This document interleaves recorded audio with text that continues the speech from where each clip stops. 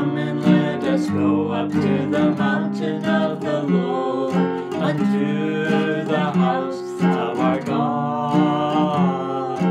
Come and let us go up to the mountain of the Lord, unto the house of our God.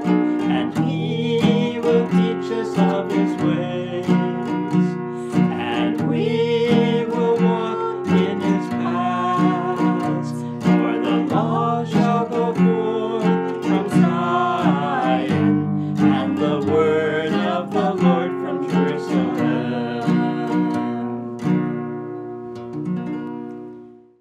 Hello. Halo, Today we are studying Zion. hari ini kita akan belajar tentang Sion. Zion is a place in Israel. Sion adalah suatu tempat yang terletak di Israel.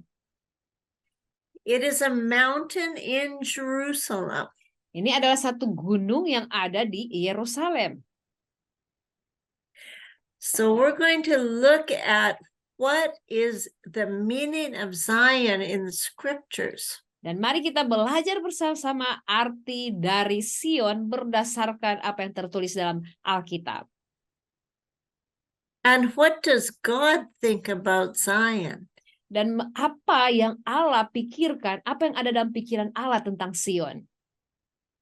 And how do our lives match up with the natural and spiritual mountain of Zion? Dan bagaimana kehidupan kita cocokkan baik secara lahiriah maupun secara rohani dengan Gunung Sion ini. If we can grasp this truth, it will enhance our spiritual life. Saudara, jika kita dapat mendapatkan dan bahkan menggenggam kebenaran yang luar biasa ini akan membuat suatu perkembangan dan kemajuan dalam kehidupan rohani kita. So the first scripture we're going to look at is in 2 Samuel 5:7. Nah, ayat pertama yang akan kita pelajari, akan kita lihat, saudaraku, ada di dalam 2 Samuel 5 ayat 7. Tetapi Daud merebut kubu pertahanan Sion, yaitu kota Daud. Now David was a king in Israel. Saudaraku, pada waktu itu Daud adalah raja atas Israel. And he was in the process of possessing Jerusalem. Dan pada saat itu Daud sementara di dalam proses untuk bisa merebut dan menduduki kota Yerusalem. But it was a very hard place to possess. Tetapi tempat ini, Yerusalem, sangat sulit untuk bisa didapatkan, untuk bisa ditaklukkan, saudara. And you will have to read that story in that chapter. Nah, saudara perlu membaca keseluruhan kisah untuk mengetahui lebih lanjut ya di dalam seluruh pasal itu.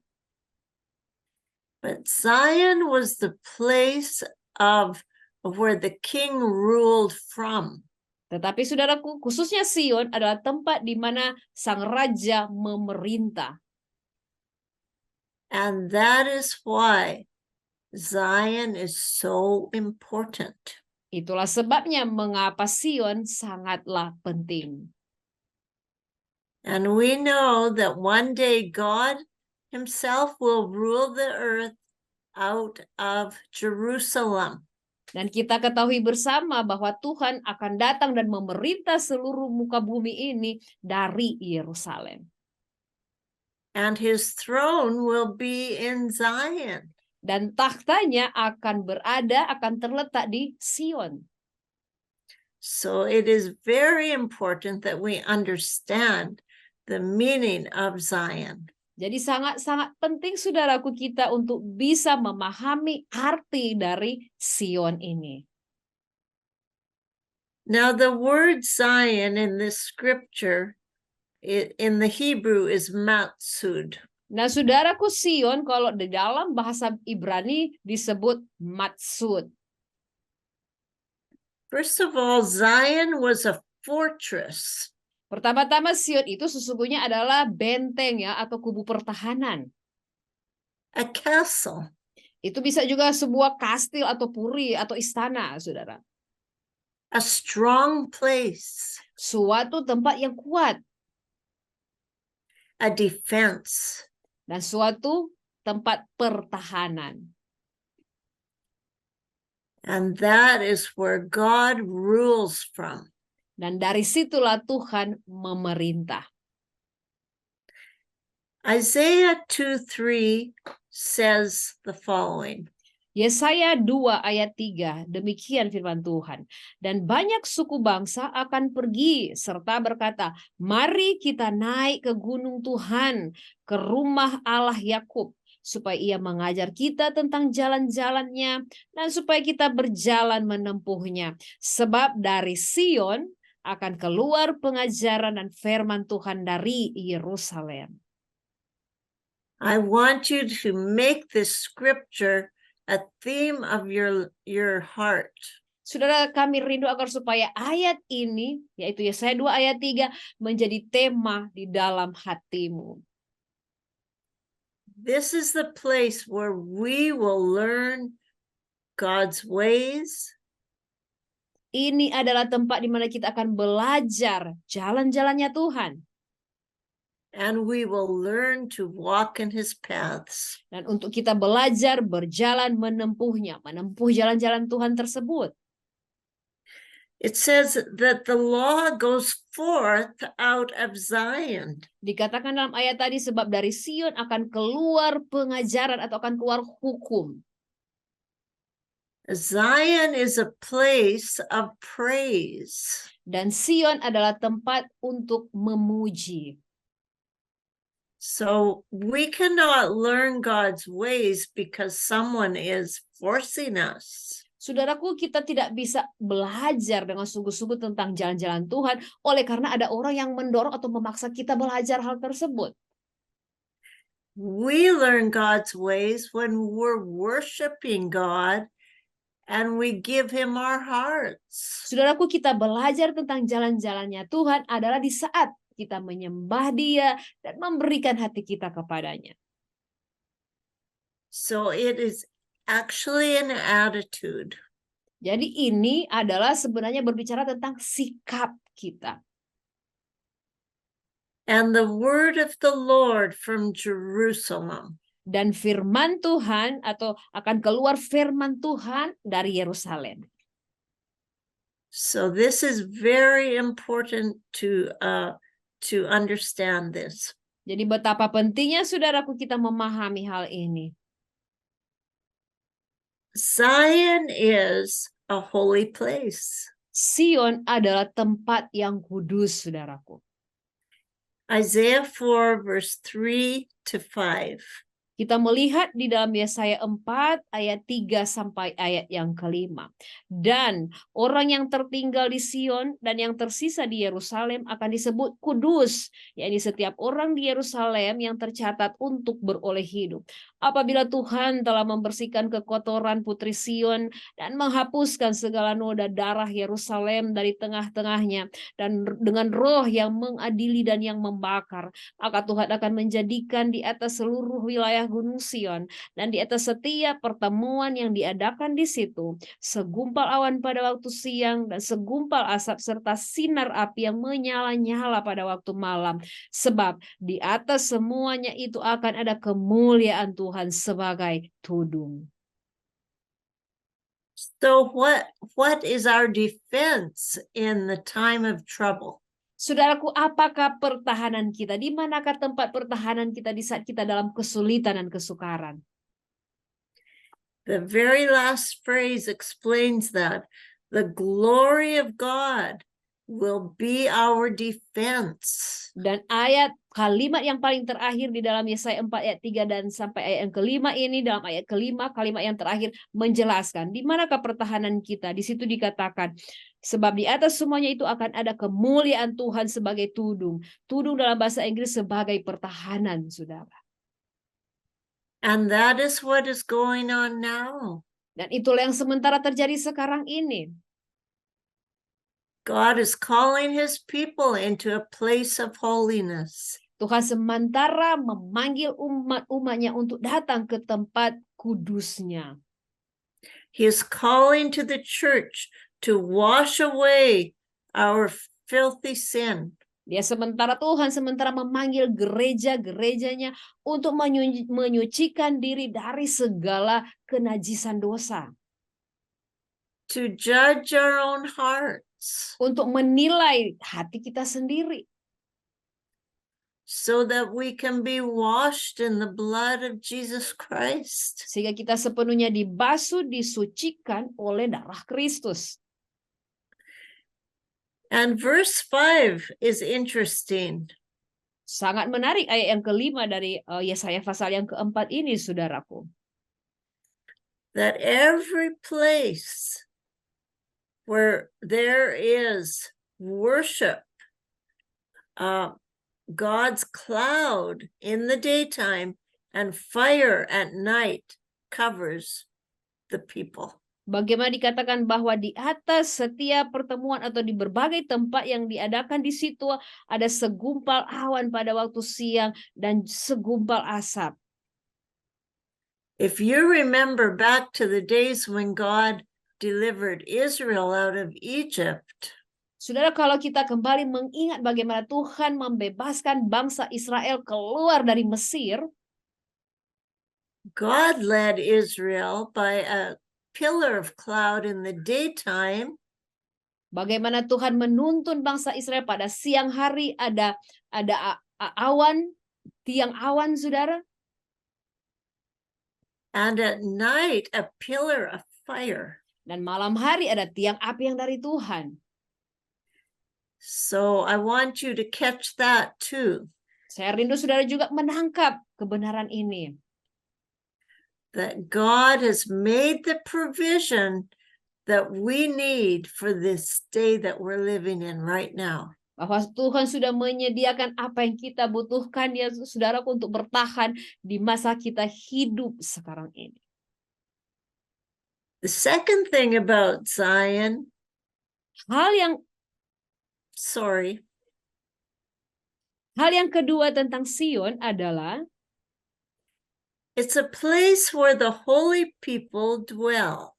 Ini adalah tempat di mana orang-orang kudus tinggal dan berdiam. In Isaiah 8:18 we read that. Kita bisa baca hal ini di dalam Yesaya 8 ayat yang ke-18.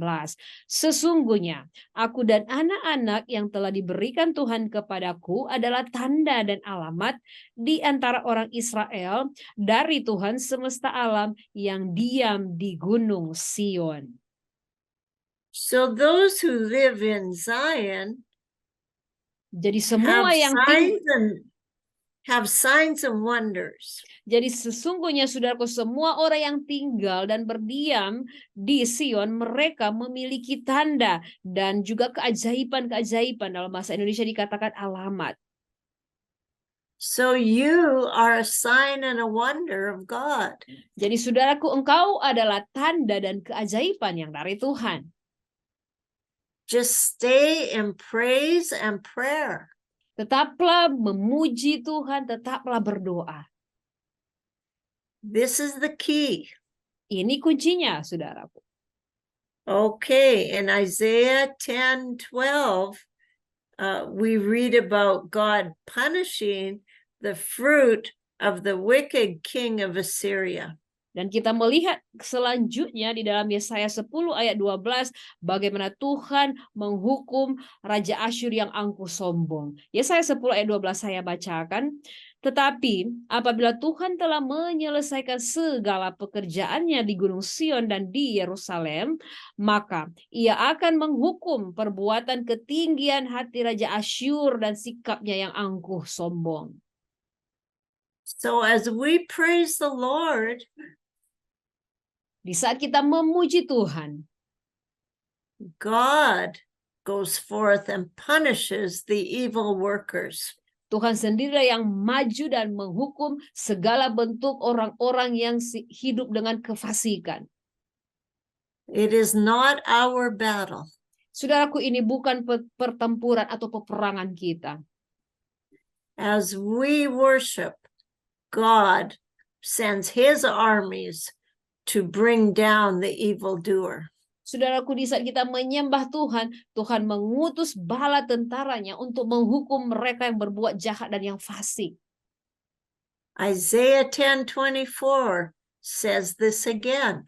Yesaya 10 ayat 24 menyatakan hal yang sama juga. Yesaya 10 ayat 24. Sebab itu beginilah firman Tuhan, Tuhan semesta alam. Hai umatku yang diam di Sion, janganlah takut terhadap Asyur. Apabila mereka memukul engkau dengan gada dan menghantam engkau dengan tongkatnya, seperti yang dilakukan Mesir dahulu. So God is telling his people not to fear. Jadi di sini Tuhan sementara berbicara kepada umat-umatnya supaya janganlah takut. And that is told to the people who live in praise. Dan firman ini disampaikan kepada mereka, yaitu orang-orang yang hidup di dalam pujian mereka kepada Tuhan. Memuji, yang selalu memuji Tuhan. Zion is also a place of intercession. Sion juga adalah tempat bersyafaat. It is a place of spiritual warfare. Sion juga adalah tempat peperangan rohani. In Isaiah 12:6, we see it is a place to cry out and shout. Kalau kita lihat dalam Yesaya 12 ayat 6, Sion adalah tempat untuk berseru-seru dan bersorak-sorai. Demikian firman Tuhan, Yesaya 12 ayat 6, berserulah dan bersorak-sorailah hai penduduk Sion, sebab yang Maha Kudus Allah Israel agung di tengah-tengahmu. During so many wars that Israel went through in the past, di dalam masa lalu bangsa Israel, mereka banyak sekali mengalami peperangan, banyak sekali pertempuran yang mereka harus hadapi. they would send out the worshipers before the warriors. Sesungguhnya mereka akan mengutus para penyembah, ya, para pemuji untuk pergi ke depan mereka yang terlebih dahulu sebelum kemudian nanti diikuti oleh para tentara-tentaranya, prajuritnya. And that made them very strong. Dan itu menjadikan bangsa Israel sangat kuat, saudaraku. And we have to do that too in our daily lives. Dan kita juga harus menerapkan hal yang sama di dalam kehidupan kita sehari-hari, saudara. Because sometimes the situations we face are far beyond our comprehension. Karena terkadang, saudaraku, kita menghadapi situasi dalam kehidupan ini yang jauh melebihi apa yang dapat kita pahami. Kita betul-betul sungguh tidak bisa memahami situasi tersebut.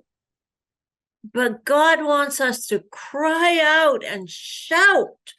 Tetapi Tuhan rindu saudara kita untuk berseru-seru dan bersorak-sorai. Oftentimes you will read in the scriptures that God went up with a shout. Saudaraku, seringkali kita akan dapati di dalam firman Tuhan ditulis bagaimana Tuhan bersorak-sorai. It is a spiritual weapon that we need to use as a corporate body of Christ. Dan betapa, saudaraku, ini adalah senjata rohani yang harus kita pergunakan sebagai bentuk satu kesatuan tubuh Kristus. In Isaiah 14:32, it says that the Lord has founded Zion. Bagaimana kita bisa lihat di dalam Yesaya 14 ayat 32, bagaimana Tuhan sendiri yang meletakkan dasar Sion. Kita baca, saudaraku. Dan apakah jawab yang akan diberi kepada utusan-utusan bangsa itu? Tuhan yang meletakkan dasar Sion. Dan di sanalah orang-orang yang sengsara dari umatnya mendapat perlindungan. So God is reaching out to the poor people here. Di sini bagaimana Tuhan berusaha untuk menjangkau orang-orang yang sengsara, orang-orang yang miskin. He has a heart for the poor. Tuhan punya hati untuk orang-orang yang sengsara, orang-orang yang miskin, saudaraku. Okay, we also see that in Isaiah 18:7, that Zion is the place of the name of the Lord of hosts. Dan juga kalau kita lihat bagaimana di dalam Yesaya 18 ayat 7, di mana Sion adalah tempat bagi nama Tuhan semesta alam. Saya bacakan bagi saudaraku. Pada waktu itu juga persembahan akan disampaikan kepada Tuhan semesta alam dari kaum yang jangkung dan berkulit mengkilap, dan dari kaum yang ditakuti dekat dan jauh, yakni bangsa yang berkekuatan ulet dan lalim, yang negerinya dilintasi sungai-sungai ke tempat nama Tuhan semesta alam, yaitu Gunung Sion. And we know that this describes the nation of Israel. Dan kita ketahui bersama ayat ini menggambarkan bangsa Israel. And God has brought them back to their own land. Bagaimana Tuhan membawa mereka kembali ke negeri mereka. We also know that the Lord of hosts speaks of the armies of heaven. Dan bagaimana juga kita mengetahui Tuhan Allah semesta alam memerintahkan bala tentara surgawinya. And God fights for his people. Dan bagaimana Tuhan sendiri yang berperang bagi umatnya. The last point I have is God reigns in Zion. Dan poin terakhir yang ada pada saya yaitu bagaimana Tuhan memerintah di Sion. In Isaiah 24:23 we see this. Kita bisa lihat hal ini di dalam Yesaya 24 ayat 23. Bulan purnama akan tersipu-sipu dan matahari terik akan mendapat malu. Sebab Tuhan semesta alam akan memerintah di Gunung Sion dan di Yerusalem, dan ia akan menunjukkan kemuliaannya di depan tua-tua umatnya. And I want to close with the scriptures on Jesus. Dan saya rindu untuk menutup pelajaran kita hari ini dengan satu ayat tentang Tuhan Yesus. In Isaiah 28:16, di dalam Yesaya 28 ayat 16. Sebab itu beginilah firman Tuhan Allah. Sesungguhnya aku meletakkan sebagai dasar di Sion sebuah batu. Batu yang teruji. Sebuah batu penjuru yang mahal. Suatu dasar yang teguh. Siapa yang percaya tidak akan gelisah. and 1 Peter 2:6. Dan juga di dalam 1 Petrus 2 ayat 6. Sebab ada tertulis dalam kitab suci, sesungguhnya aku meletakkan di Sion sebuah batu yang terpilih, sebuah batu penjuru yang mahal, dan siapa yang percaya kepadanya tidak akan dipermalukan. So that scripture has been fulfilled, and Jesus is the Messiah. Ayat firman Tuhan di dalam Yesaya ini sudah tergenapi dalam 1 Petrus 2 ayat 6, yaitu di dalam Yesus sebagai Sang Mesias Juru Selamat. Jesus is the chief cornerstone. Yesuslah batu yang terpilih itu.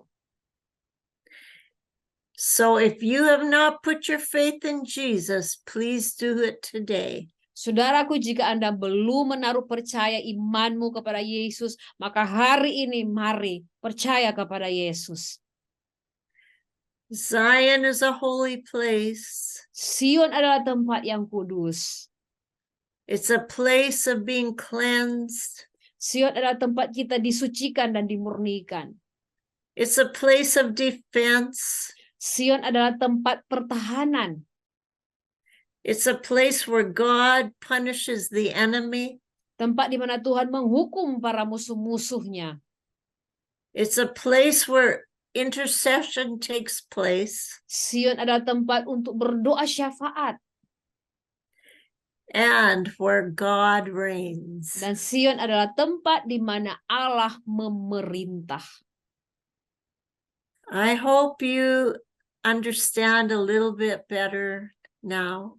Saya sangat berharap Bapak Ibu Saudara sekalian bisa lebih memahami. Pemahaman Anda bisa bertambah hari ini. And I hope you take time every day to praise the Lord and to pray in Mount Zion. Dan saya berharap, kami sangat berharap setiap hari Bapak Ibu mari luangkanlah waktumu untuk berdoa, berseru dan menyembah Tuhan.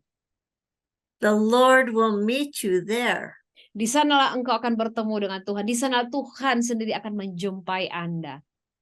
And He will teach you what you need to know. Dan Tuhan sendirilah yang akan mengajarkan saudara apa yang perlu saudara ketahui. I bless you in the name of the Lord Jesus Christ. Amen. Kami memberkati Bapak Ibu saudara sekalian di dalam nama Tuhan Yesus Kristus. Amin. Come and let us go up to the mountain